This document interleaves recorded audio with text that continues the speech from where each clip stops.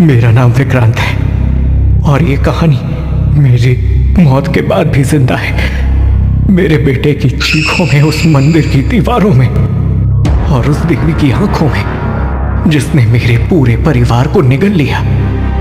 हमने कभी सोचा भी नहीं था कि हरियाणा के पास बसे एक छोटे से गांव मूरथल में शांति खोजने के चक्कर में हम सीधे नरक के मुंह में उतर जाएंगे।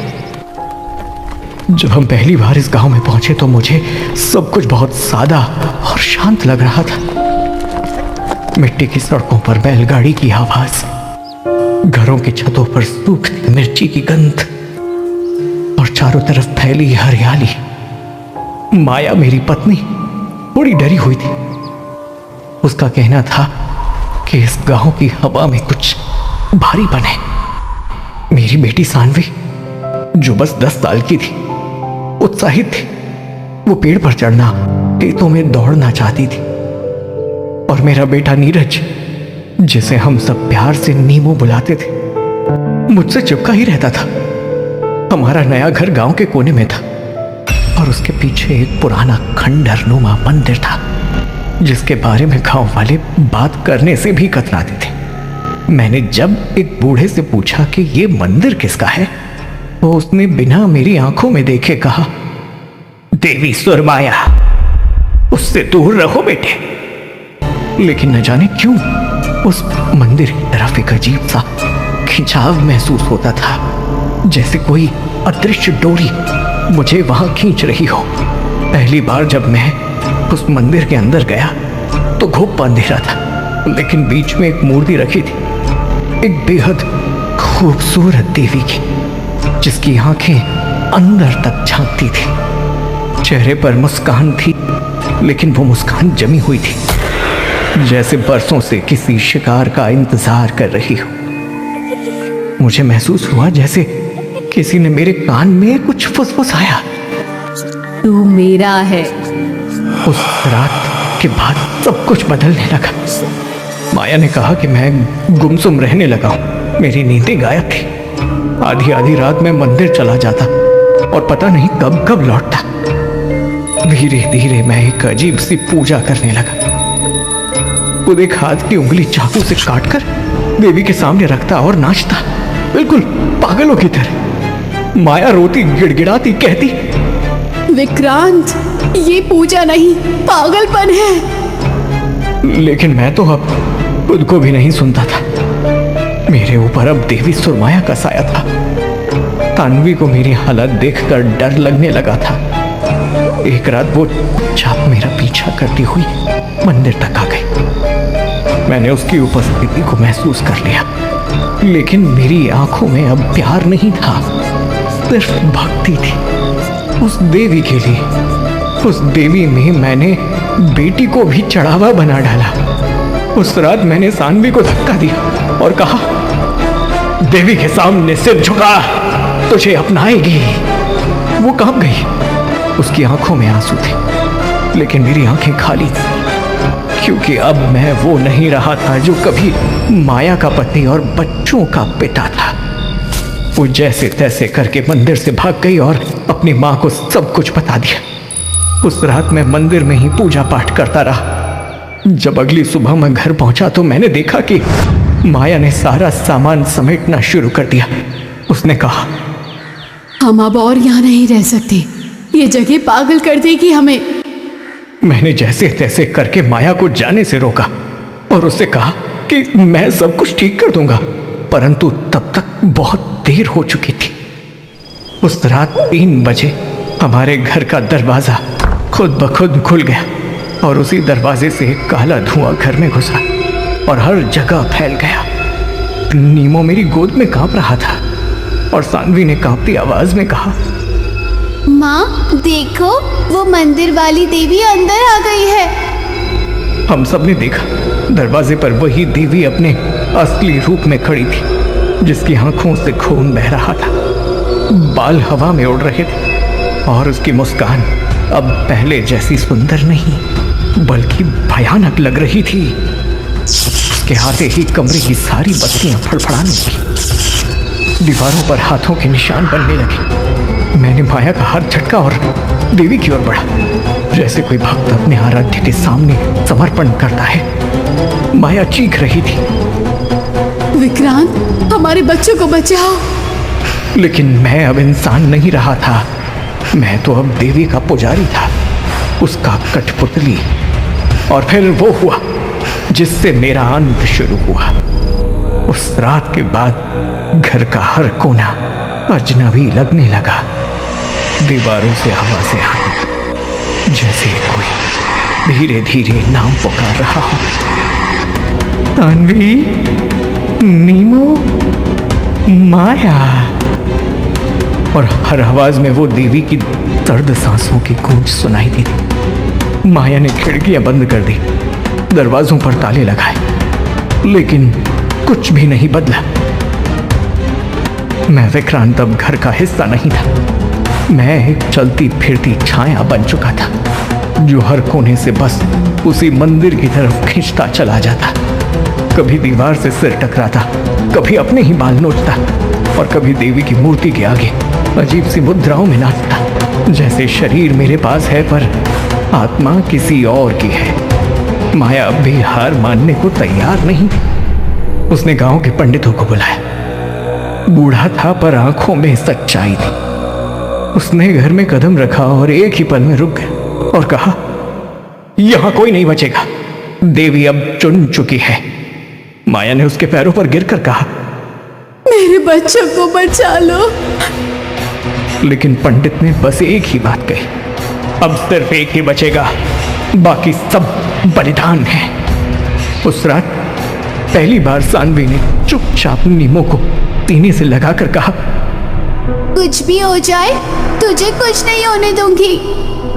उसका नन्हा हाथ अपने भाई की पीठ सहला रहा था, लेकिन उसकी आंखों में अब बच्ची वाली मासूमियत नहीं थी। उसमें एक समझ थी, एक सच्चाई की। सब कुछ खत्म हो चुका है। ठीक आधी रात को घर फिर जाग उठा। दीवारों से खून बहने लगा, जैसे घर भी अब रो रहा हो।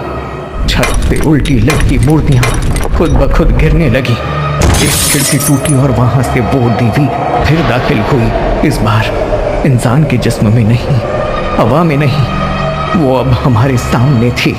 उसके हाथों में आग जल रही थी और वो बार बार एक ही बात बोल रही थी, बलिदान, बलिदान, खोलो रक्त का वरदान, जो ना दे बेटी का तन, उस पर लगेगा मेरा क्रूर शाप।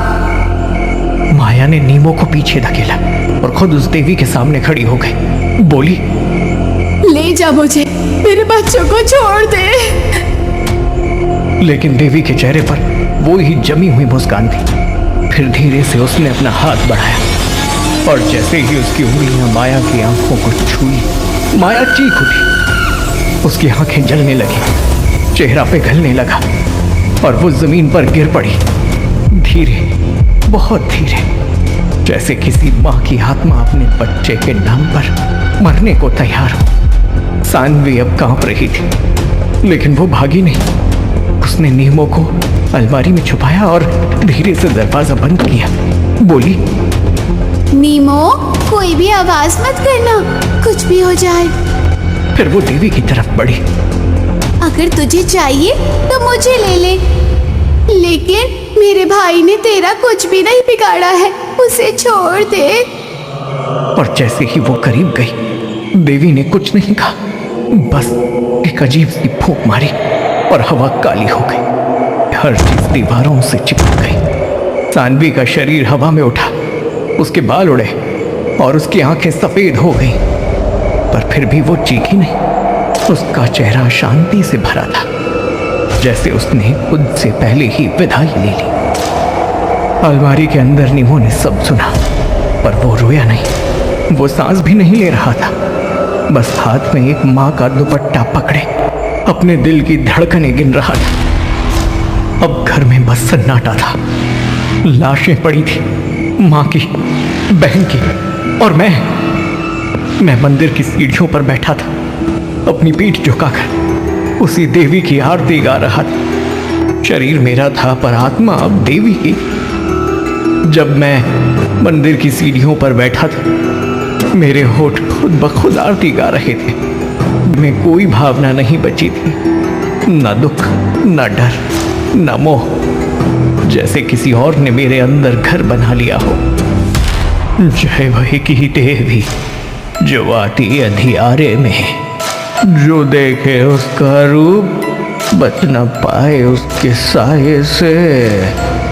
देवी ने मुझे तो नहीं मारा, लेकिन मुझसे मेरा सब कुछ छीन लिया और अब मैं बस एक जिंदा लाश था, उसकी भक्ति में बंधा, उसकी इच्छाओं का गुलाम। माया की मौत के बाद मेरा दिमाग धीरे धीरे गलने लगा। उस रात मैं मंदिर में बैठकर उसी देवी के सामने नाचता, उस देवी के लिए जिसने मेरी बेटी को खा लिया, मेरी पत्नी की आंखें जला दी। करीब रात के 3 बजे मैं वापस अपने घर गया और अपने कमरे में गया। सानवी की लाश अब भी वहीं थी, जमीन पर शांत पड़ी। उसके चेहरे पर अभी भी वही मजबूती थी, वही आखिरी नजरिया जैसे कह रहा हो मैं हार के भी जीत गई। मैं उसके पास बैठा और अपना सिर उसके पैरों में रख दिया। मेरी आंखों से आंसू नहीं निकले, शायद निकल भी नहीं सकते थे। तभी मेरे कान में वो देवी की आवाज फिर गूंजने लगी, धीमी, ठंडी और फुसफुसाती हुई। तेरा अंत बाकी है विक्रांत, तुझे अभी पूर्ण बनना है। और तभी मेरे शरीर ने खुद चलना शुरू किया और फिर उसी मंदिर में मैं पहुंचा और आज वहां कुछ बदला हुआ सा। वहां मेरी बलि होनी थी। दीवारें खुद को फाड़ने लगी, एक दरार से लाल धुआं बाहर आने लगा। मंदिर की मूर्ति अब हिलने की थी। मैं चिल्लाया, अब मुझसे क्या चाहिए तुझे? मैंने सब कुछ खो दिया, सब कुछ। और जवाब बस एक गूंजती हंसी थी और उस हंसी में वो सबकी चीखें थी, माया की, सानवी की और यहाँ तक कि मेरी भी। और फिर वो देवी मेरे सामने आई, एक बार मेरी पत्नी की शक्ल में थी, फिर सानवी की। हर बार एक चेहरा बदलता और हर बार एक पुरानी याद मेरी आंखों के सामने चमकती। हमारा शादी का दिन, सानवी की पहली मुस्कान, नीमो का पहला जन्मदिन। और फिर उन यादों को एक एक कर वो देवी अपने हाथों से फाड़ने लगी और बार बार एक ही बात दोहराने लगी,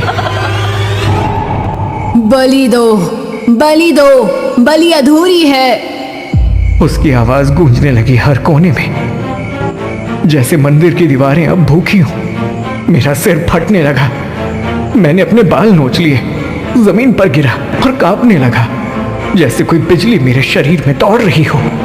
देवी ने अपनी नीली अग्नि वाली उंगली मेरे सीने पर रखी और मैं जिंदा जलने लगा।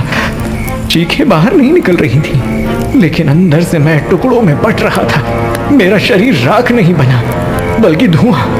मेरी आत्मा एक काले धुएं की तरह मंदिर की दीवारों में समा गई, जहां सैकड़ों और आत्माएं पहले से बंद थी। अब मैं मर चुका था, लेकिन मरा नहीं था। लेकिन नीमो, वो उस कमरे में बैठा था जहां सानवी ने उसे अलमारी में छुपाया था। उस दुपट्टे को अब भी उसने अपने सीने से लगाया हुआ था। उसका चेहरा शांत था, पर उसकी आंखें अब किसी 7 साल के बच्चे की नहीं थी। वो सब कुछ देख चुका था जो जिंदगी में देखना नहीं चाहिए। उसे अनाथ आश्रम ले जाया गया। वहां बच्चे हंसते खेलते, पर नीमो बस एक कोने में बैठा रहता, कभी नहीं बोलता, कभी हंसा नहीं। वो बस रात को एक कागज पर कुछ लिखता था, एक ही बात बार बार, बलि दो, बलि अधूरी है, बलि दो। वो कागज भी अब लाल हो गया था। कभी कभी वो दीवारों से बात करता, पापा आ गए। कभी अचानक हंसता, दीदी मुझे बुला रही है। और कभी सिर्फ रोता, बिना आवाज के। इस घटना के 1 महीने बाद वो घर तो अब मिट चुका था, मंदिर को भी तोड़ दिया गया, लेकिन उस देवी की आत्मा अब नीमो के अंदर आ चुकी थी शायद।